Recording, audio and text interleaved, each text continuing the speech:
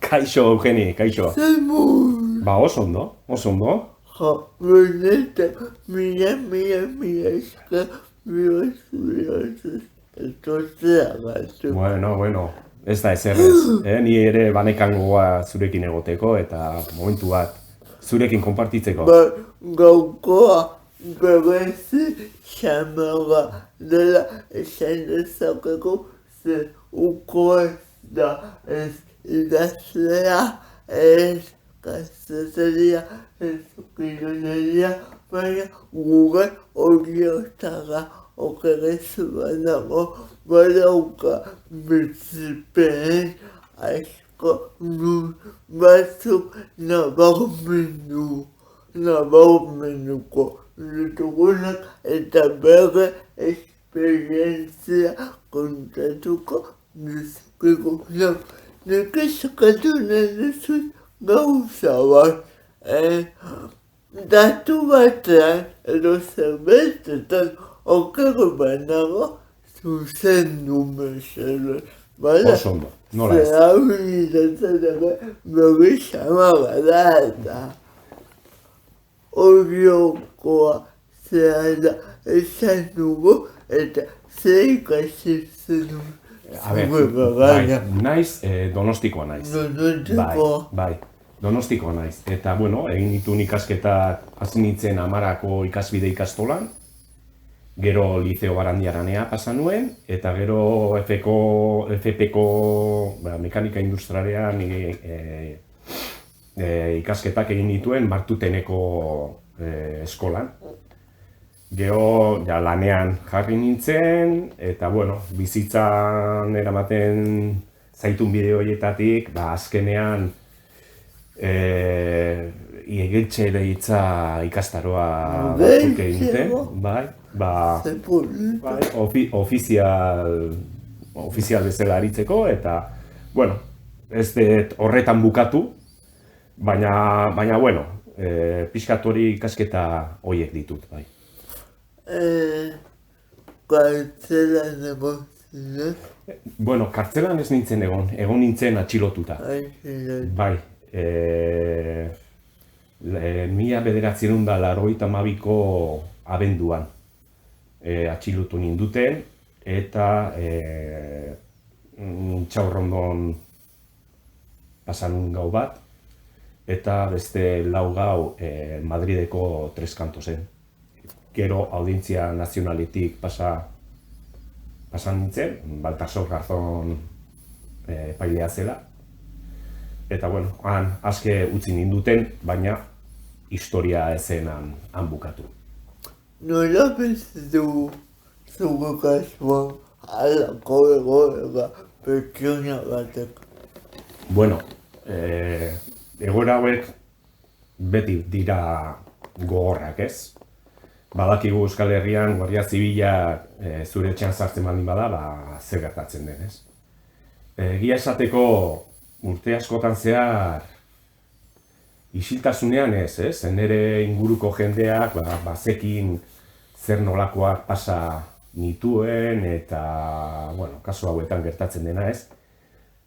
Baina bai denboraren poderioz eta azkeneko urteetan gertatu izan dien aldaketa politikoak direla eta ara nun etaren desagerpena, edo, beste gauza batzu, bai berriro atera izan diela, ez? Beldur guzti horiek, eta hori, zure bizitzan gertatu daiteken beste gauza batzuekin batera, eraman zin, oain dela azkeneko urte eta erdian, depresio gogor batean sartzea, ez? Ezagit, gogorra da. Espero ez dezunean ateratzen dira pasarte horiek, ez? Batzuk kapazak dira eramateko bere bizitzan zehar laguntzari gabe, baina ni azkenean, behitu, zenbat denbora pasa da, 82tik, honea. Baina orduan, zure gorputza edo zure burua erlajatzen denean, edo edo ez dakizu zergatikan berriro etortzen dira gauza guzti hauek, eta jota guztien zaituzte berriro. Eta bueno, psikologoi esker, eta familiari eta lagunei esker, hortik atera ahal izan dut, eta bueno, orain dela 1000 hilabete, hasi naiz berriro lanean eta bizitza normala egiten. Baina oso bizipen gogorrak dira bai. Esan dezakegu gainditze prozesua ez dela oso erreza horrelako kasuetan, ez? Bai, oso zaila da, gainera pertsona bakoitzak, gehan bezala gea, ez? Batzuk bide hau lehenago egin izan dute, edo, ez dakit, ez? Kapazitate handiagoa izan dute gainditzeko, o nik uste nun gaindituta nekala, baina nekin zegoen hor, ez? Ez dakit, bai, ez da batere erresa, eta oraindik beti beldurrekin zaude, dia gauzak ez da pasatzen diela, baizik eta beraiekin bizitzen jakin behar dezula. Orduan inoiz ez dakizu prozesu hori itxita dagoen ala ez, ez dago itxita, ez nuke esango itxita dagoela, ze zurekin dijoa. Baina bai, berarekin ikasi behar dezula bizitzen. Gauza hauek jakin behar dira zure ustez nahiz eta norberak ez pasa egoera horretatik. Bai, noski. A ber, Euskal Herrian bizi izan dugun biolentzia prozesu luze honetan eta gogor honetan, nik uste dut mahai gainean jarri behar direla biolentzia mota guztiak. Eta sufrimentu mota guztiak, ez? Nik uste dut gizarte bezala sendatzeko, ez? Ez dakit sendatzea hitz egokia denik, baina bai gizarte... Superatzeko. Bai, superatzeko, eta nik uste dut gauza guzti hauek mahai gainean ipini behar diela, ez? Eta ez bakarrik norberekiko, ez? Askatasunez hitz egiteko gauza hauetaz eta baizik eta gizarte bezala arazo guzti hauek eta gertatu diren zanpaketa guzti hauek, ez? Nolabait lagundu dezaketela oinarri sendo bat ezartzen, bizikidetza, benetako bizikidetza bat lortzeko, ez? Eta, bueno, hor jende pila bat sartzen da, ez? Bakarrik, esan dezakegu ezker abertzalearen, edo, bueno, polizian biktimak eta baizik biktima guztiak, betidanik hitzein izan da, guztiak kontutan izan behar direla, eta hori hola izan behar ez dago, inungo dudari. Eta hor, dabil jende pila bat sekulako lan egiten, ez? Oain burura etortzen zaizki, Marixabel Laza, Jauregi, Zabala, jende pila bat, pixka bat irakatsi digutela bidea zein izan behar den, ez? Eta ze indarra dakan jende hori, ez? Eta ze indarra eman digute, bueno, neri behintzat ze indarra eman digaten bide honetan hasteko eta pixka bat zentratzeko, ez? Badaude pelikulak, telesaiak, liburuak, gai honen inguruan bakoitza ikuspuntu desberdinekin.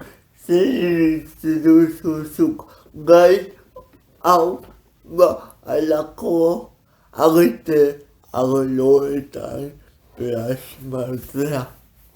Bueno, hemen ni uste esparru desberdinak sartzen diela, serie bat bakarrikan batzutan entretenimentu moduan egiten dira, ikusi dugu oso ezaguna izan den liburua, Patria eta honen inguruan. Irakurri ez. Irakurri duzu, ez? sortu den, ze hau, zurrunbilo hau, eta, bueno, nik uste ondo dago, ondo dagoela. Niretzako, pelikula bat, film bat, serie bat, liburu bat, hori bakoitzak idazten du, egiten du, eta bere ikuspuntua adierazten du, ez? Baina horiek hartzea, zea bezala, referentzia bezala, totem bezala, halako historia batean, hain korapilatxua den historia batean, beste ikuspuntuak kontutan izan gabe, ez? Bueno, niretzako ondo dago, baina balio behar izan dute, balio behar dute, dutzako, ez? Bueno... Lakurtzeko, ikusteko... Hori da, baina...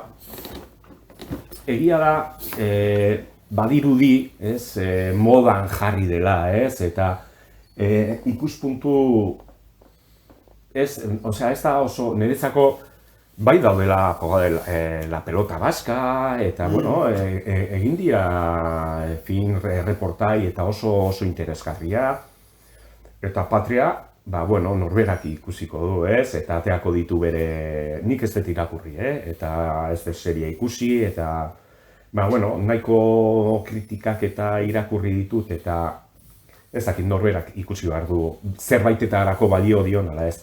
Baina, ez nik esaten duna bakarrik ez diela hartu behar oinarri ezela ezertuko, ez? Denbora pasa bezala. Bai, denbora pasa eta erabatean ere adierazi dezakete... Pixkat, ez? Adierazi dezakete zer dagoen edo ez, baina...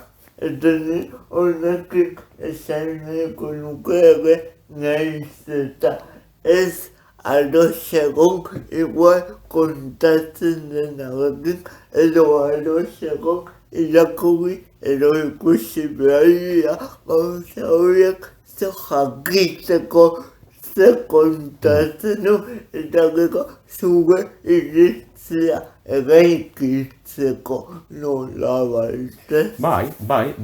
Gainea, guztiz adoz, hori ez bagenuke irakurriko edo ikusiko guk ez deguna euskalduenarekin adoz, izango ginen ezerrez. Gure opinioak eta erabakiak eta sortzeko behar ditugu guztitako ideiak, informazioa naiz eta ados ez egon, ez? Horiek irikitzen digute ikuspuntua ere, ez? Kriston amogua ematen dit jende batek esaten duena politikako beste novela bat, que coñazo, eta nik esatet bakatu irakurri duzu. Bai, askotan gertatzen da, ez? Nik uste dut, hori asko gertatzen da hemen Euskal Herrian. Hain politizatua egonda dena eta hainbeste dena egonda hain inguratuta, indarkeriaz inguratuta eta nun eta jende asko nekatu da eta ez du, era batean ez du benetako politikan sartu izan nahi, ez? Ez dakit, horren inguruan, ez? Zuk esaten ezuna, ez? Denetarik irakurri behar da. Azkenean, ideia bat egiteko, zer dagoen, zure aukerak egiteko. Bai, balio dula adibidez, hemen Euskal Herrian, komentatu deten bezala, oso politizatuak egon geha. Baina, estatu mailan adibidez, harrigarria ze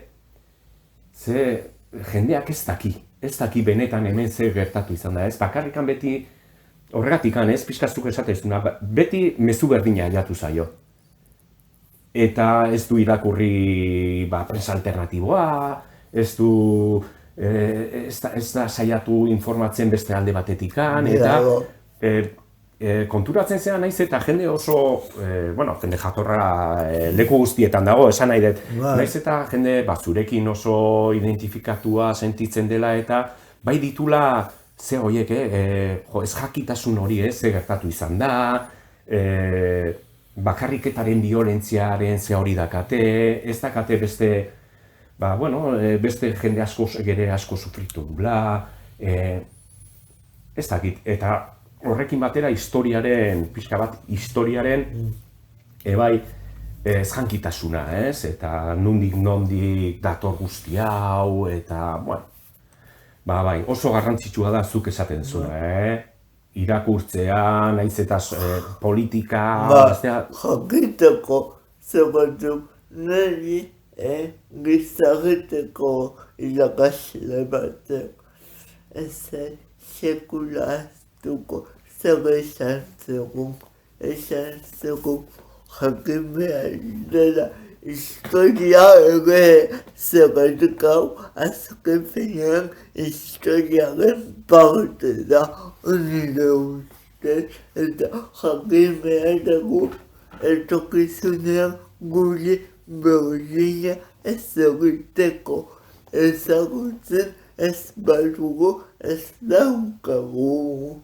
Zer materialik gure jarrera nola jokatzeko eta aziz ezagutzen badugu badakigu eta jakintasun horrekin molda gaitezke nola hau egin edo. Bai, argi dago, eske hori da. Hor dakagu historioa jakiteko nondik gatorren, zer geran, zergatik gerana, eta horrekin, aurrera begira, ez? Osea, eske, atzetik dakaguna ezin dugu alde batea utzi. Hola. Bale, handago, egia da, hor dagola, baina jakin bar dugu, hor dagola, eta gaur egun zergatik geana, eta horretako atzea begiratu behar dugu. Hori egia da, zuk esate dezuna, aurrera jotzeko eta aurrera juteko ere ezinbestekoa da hori jakitea. Hola. Arrazoi guztia da, kasu. Jakiteko, eta zer nola hau egin egoera. Eskola batean zaude hori, mantenimendu zergatik. Bueno, esaten ditut nik igeltseritza ikasketekin, bueno, historia guzti hau pasata gero, atxiloketa, gero oso, bueno, liberatean nintzen, baina jazarpena jarraitu zuten, bueno, vigilantziak... Etxetik ezin atera, ez? Bai, urte batzuk izan ziren, egin ziziatela jarraipena, nire atzetik ibiltzen ziren, da, bueno, baiketa txiki bate bai, nahi zuten, behartu nahi ziaten, etan sartzea, topo egiteko, eta, bueno, hor oso garai txarrak pasan dituen, porque, claro, bakarrik ezen izan atxiloketa. Claro, galdera bat, Bai. galdetu dizu eskola. Bai. Ordena guretuk ere, ene ezaz usaitu. Galdetzen zerretu ez nengoen seguru bala. Bai. Baitua izan zera. Bai. Ere, eta ze desberdintasun dago.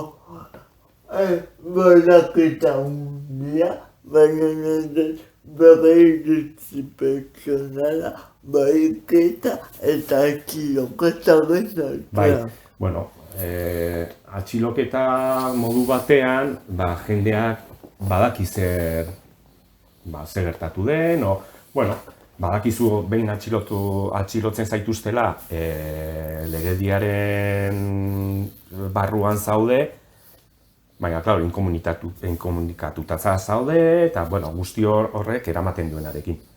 Baina, niri gertatu zitzaidana izan zen behin, nire aitona monen etxetikan atean nintzen, eta, bueno, nire atzetikan zebiltzan, denbora pila bat, Eta deiak, eta kalean, eta nire, gaur egun nire emaztea denarekin, oendik nobilloa ginen, eta nabaritzen genuen gure atzetikan, eta egun batean hartu ziaten da igeldoa eraman ziaten. Hartu ziaten, hori joko bentetan dago parkean, ez dakit ezagutzen dezu, bueno, eta antzekaten kriston dispositiboa, bueno, izan zen, retentzio ilegal bat, esango nukenik. Klaro, bueno, han eukin ninduten ordu bat, o ez dakit zenbat denbora izan zen. Hau ikuste, 93 hauean izan zela. Eta hori. Zer desberdintasuna dago galdetzen diazu, klaro. Zurik hola eramaten zaituztenean, inork ez dakiz zer gertatu den. Eta, klaro, egoera hauetan, edo zer gauza espero dezakezu. Ez dakizu, zer gertatu daiteken, klaro, bueno, azkenean, beraien ideia kriston presioa, bai, presio handia izan zen, egin zizkiaten mota guztietako mehatxuak, ez bakarri nire pertsonarekiko, baizik eta nire inguruarekiko ere, familia eta lagunekiko mehatxuak. Baina, modu batean edo bestean, mantendu nintzen nire postura horretan edo. Eta, bueno,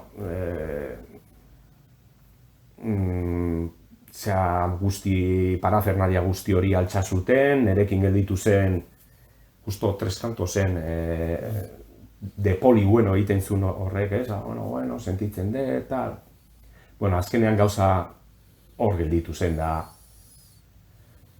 Eta, bueno, nola azkenean gauza hauek ere aurrera ezin dituzu eraman juridikoki, oso zaila dia demostratzeko eta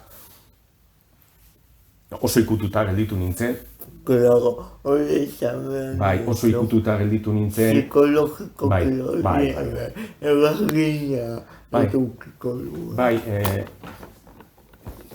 gauza hauek psikologikoki, bai, porque beti zaude pendiente, ez? A ber, zein dagoen zure inguruan, usten dizute, hartzen dituzu automatismo batzuk, ez? Eta ohitura batzuk, nun eta beti sartzen zera lekuta eta kontrolatu nahi zu sarrera, beti zein dago zure inguruan, igual zurekin hitz egiten nago eta nago begiratzen bezaldea, ez? Askotan, oraindikan mekanismo horiek hartuta ditut gaur egun.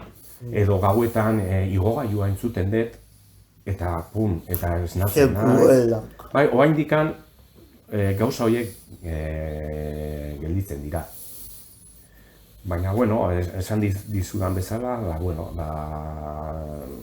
laguntza askori esker, hori modu batean horrekin bizitzen ikasi ahal izan den. Eta pixkat hori berreskuratzen, ez, galdetu diazu eskolarena, ez?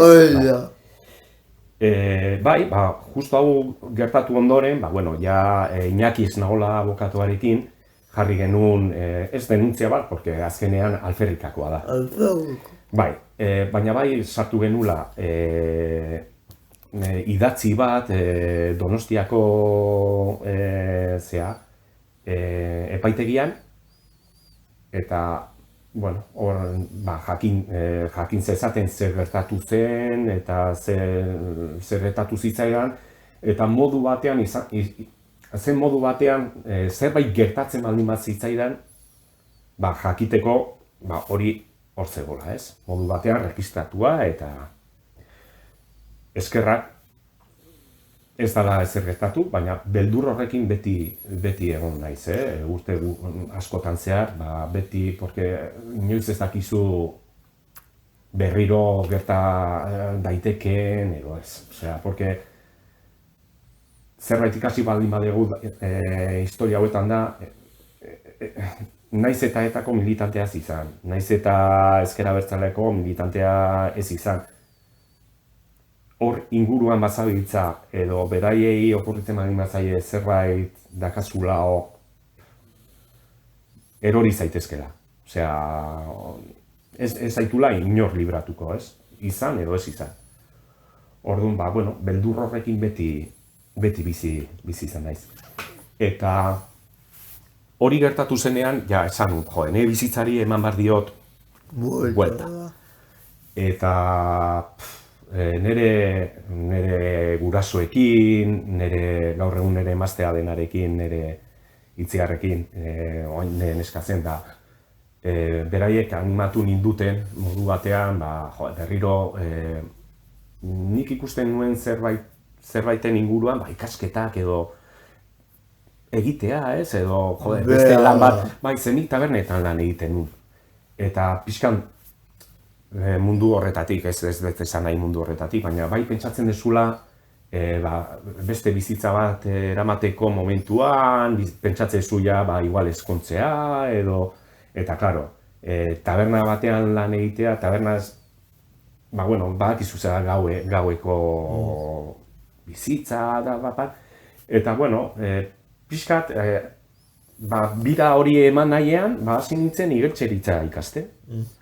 Eta igeltseritza ikasi nun 2 urte, ofizial titulu bat hartzeko, hasi nintzen igeltsero bezala lanean, eman ditun urte batzuk, eta, denbora autonomo bezala bukatu nun, denbora asko, ematen dizu lan asko, eta gero lana da, presupuestoak aurrekontua prestatu, fakturak kobratu, eta ni jendean atzetikan ibiltzea kobratzeko eta hori oso gaizkira ematen nun. Estafaz.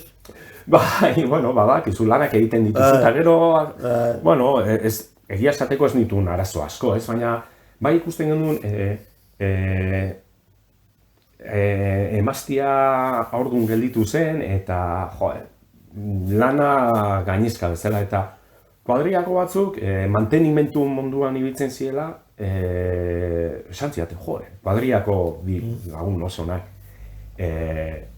esan ziaten, haizu, irikiko da zentro komertzial berri bat Usurbilen.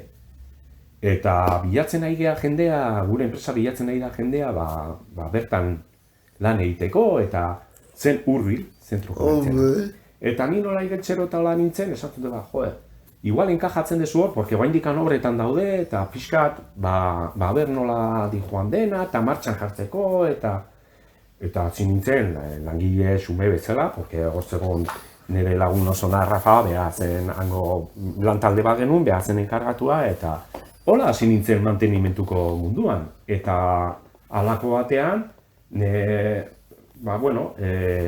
eskaini zidaten lan egitea eskola honetan, eta hor hasi nintzen da, 18 urte, darabazkitan. Eharki. Zer eman duzu igeltseritzak? Igeltseritzak, hasiera batean zen mundu bat, nun eta ni, badakizu zer den igeltsero izatea, baina, zer eman didan, egia esateko lan gogorra da. Lan gogorra da, baina, gustatzen baldin bat zaizu lan guztia bezala, satisfakzioa bat eizu, ez? Hasieran azten zelan, paretak, egitea, baldosa, tule jatzea, eta, badaka bere, gero, bihurtzen da, beste lan asko bezala, ez, beti. Eta zer eman didan, eman dit lanerako, zea hori, ez, lanerako, prestatasun hori beti izan dut, ez, baina, bai, ordutegiak, bai,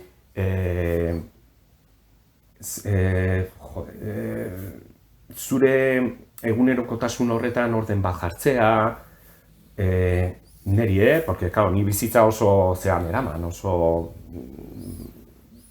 alde horretatikan oso arraroa esango nuke, ez? Eta eman dizkite bai, jende ezagun pila bat, lankide zoragarri batzuk, nun egin ditun urte pila bat beraiekin, bai, eta pixkanaka gauzak ikasten jutia bai, ez? Bizitzako alor guztietan bezala, lanak ere, ez da bakarrik zigor bat, ez, lana, ez? Ematen dizkizu gauza asko, eta ikaskuntza asko. Bai. Eta mantenimenduaren mantenimenduaren kasuan, eskolaren kasuan. Asko eman dit. Ze asko ikasi dut, eta nire kabuz gauzak egiten, eta kanpotikan zetorren jendean gatikan ikasten eta asko eman dit. Baina pertsonalki gehiago eman dit. Bai, nik eskolari oso eskertuta dago, aukera hau eman zidaten eta eskola batean, oso eskola handia da. Eta, 1600 ikasle ditu, eta 100 piko langile, eta herri txiki bat bezala da.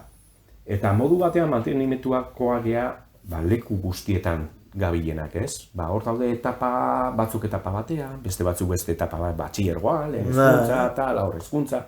Eta, igual, beraien artean, ikusten behar gu, eskola guztia ezagutzen dugu, ez, modu batean. Eta gero,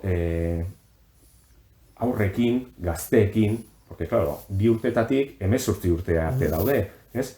Zea guzti hori ikustea. Etapa hori. Bai, ikusten dituzu etapa guztian, eta askorekin, erlazionatzen zea, eta asko ematen dizute. Eta era berdinean lankideak, ez? Irakasleak, sekretaritzan daudenak, zuzendaritza taldekoak, beti ikasten dituzu gauza, jende oso normalean, gehienak oso jatorrak dira, eta jende desberdinarekin hitz egiteak, kontaktu hori izatea, baina batez ere, esaten dizute, gazteekin, aurrekin, eta egoteko, eta hitz egiteko, eta bere mundu horretan pixkat egoteko, ez? Egia da, askotan, gaiztuan papera egin behar dezula, bronka botatzen eta bestea, ez? Baina gure esperientzia alde horretatik anusuna da, azkenean, goi mailetara jatzen dienean, batxillergora, eta etortzen zaizkizu, eta alde horretatik oso eskertuta, eta ere eskertuta, da jesuitak eskola, ez dut esan, eta asko ikasi dut ere pertsonan mailan, ere, beraiek nola hartu ninduten, eta inongo zehari gabe, eta niretzako hori oso garrantzitsua izan zen. Oso inongo, nola esaten da, sin ningún perjuicio, prejuicio, ez? Bai, oso garrantzitsua izan dut, sekulako konfiantza eman didate beti, eta, nik uste bueltatu detela, ez? Edo horretan gabiltzala, oraindik, ez? Lagundu dizute pertsonak, pasatakoa nolabait superatzen, ez? Bai, asko lagundu didate, ze momentu determinatu batean ere, beraiek ere jesuitan zean instituzio bezala lanean ari dira rekontziliazioaren inguruan. Eta testimonio desberdinak, eskoletako, unibertsitateko jende desberdinen artean, langileen artean, violentzia pairatutako pertsona guztien artean testimonioak hartzen ari dira, eta pixka lantzeko leheno komentatu duguna, ez? Elkarbizitza erresteko edo elkarbizitzan bidea egiteko lan horretan dabiltza ere.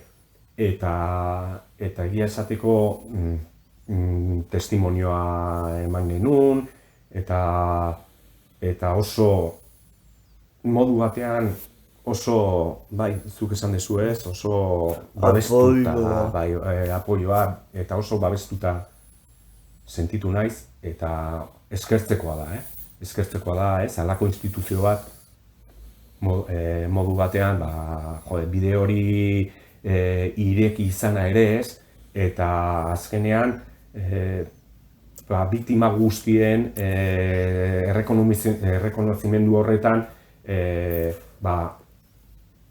sartzea ere ez, edo sartzea edo egotea ere ez. da aurrera pausua dira, ez? Eta hor, bueno, modu batean edo bestean, naiz eta beste batzuei igual ez dira gauza garrantzitsuak, guretzako, niretzako behintzat, pausu txikiena ere, jala post bat da, da post bat, edo da, ez? Bai, eta bai,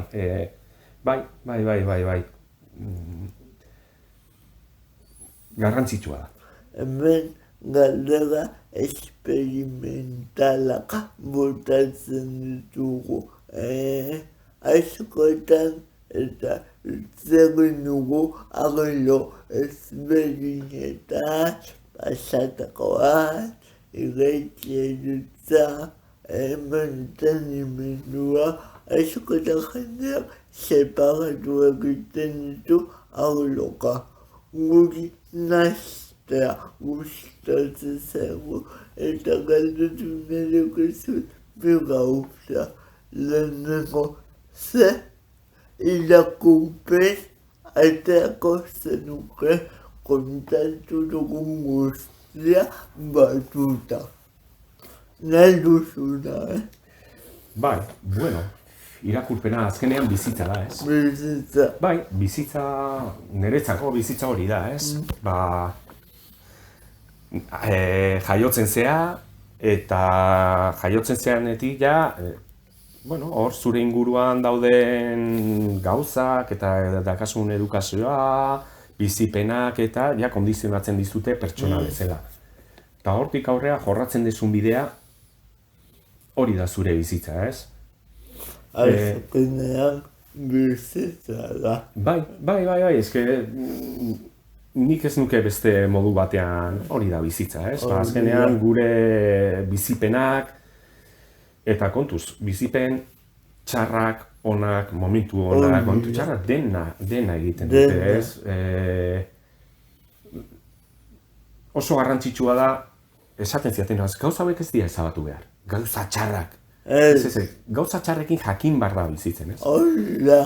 Ez dakit, nik uste guztioi gertatu izan zaigula, ez? Gertatu izan zaigu, eta debigo ez, onartu beharreko gauzak dira zoriontsu izan nahi badugu. Inoiz eta berandu zoriontsu izateko. Hori oso polita da eta oso garrantzitsua, ez? Porque badago jendea bizitza latza izan dula eta inoiz ez dakizu buelta nun dago, gutxion espero dezunean, zoriontasuna, ez? Edozein modutan agertu daiteke gainean, zoriontasuna bizitzako gauza txikietan dago ere, ez? Zan nahi ere, zoriontasun plenoa eta hori, bueno, hori nik ez dakit hori existitzen den edo ez. Baina hori egia da, hori etortzen dela, baina bilatu egin behar dugula ere. Lana egin behar da, osea, edo zer gauza lana edo, ez? Zure izaerarekin, besteak tratatzeko moduarekin, eta ere gauza asko lortzen dituzu, ez? Zoriontasuna, maitasuna, laguntasuna, eta hori gu gea. Eta gure bizitza egiten dugu azkenean. Beteko dugu, idatzeko zenuko zerbait edakin noiz berdin zait, baina idatzeko zenuko zerbait pasatako guztiaren ingurua. Esan diate.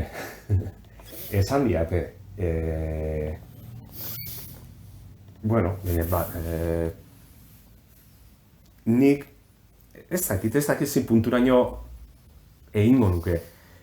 Balio izango balu edo interesgarria ikusiko bazen, ez? Norbaitek guzti honetatik ikaspenak ateatzea edo ez dakit, baliogarria izango balitz egingo nuke, ez dakit, ez? Baina ez dakit, nik ez dut uste izan detela bizitza beste pertsona, edozein pertsona bezalako bizitza izan dut, ez? Egia da, tokatu zaidana bizi izan dut, eta tokatu zaidana edo bilatu izan dudana, ez? Modu batean. Baina bai, ez dakit nire bizitza zer norainoko interesa izan dezakeen besteekiko, ez? Baina, bueno, egia da pasa izan ditugula, ez bakarrik baizik, eta jende asko pasa izan ditugula gauza ez normalak, eta horrek bai ematen dizula igual beste ikuspuntu bat, edo beste... baina jende asko, zu era, bai, edo, ez dakit deno ditu gure... Orduan, ez dakit ze puntura arte izan daiteke. Baina esan diate, ez bakarri maila politikoan, maila pertsonalean ere, gauzak jundia gertatzen, eta bueno, eta urteak pasatzen dira, eta oraindik gauza pasatzen dira, eta bueno, bizitza hola da, ez? Bizitza, nik esaten dudan bezala, es un aprendizaje continuo. Eta 50 urte ditut, eta ikasten jarraitzen, eta ikasten jarraitu nahi. Bai, 50. Bai.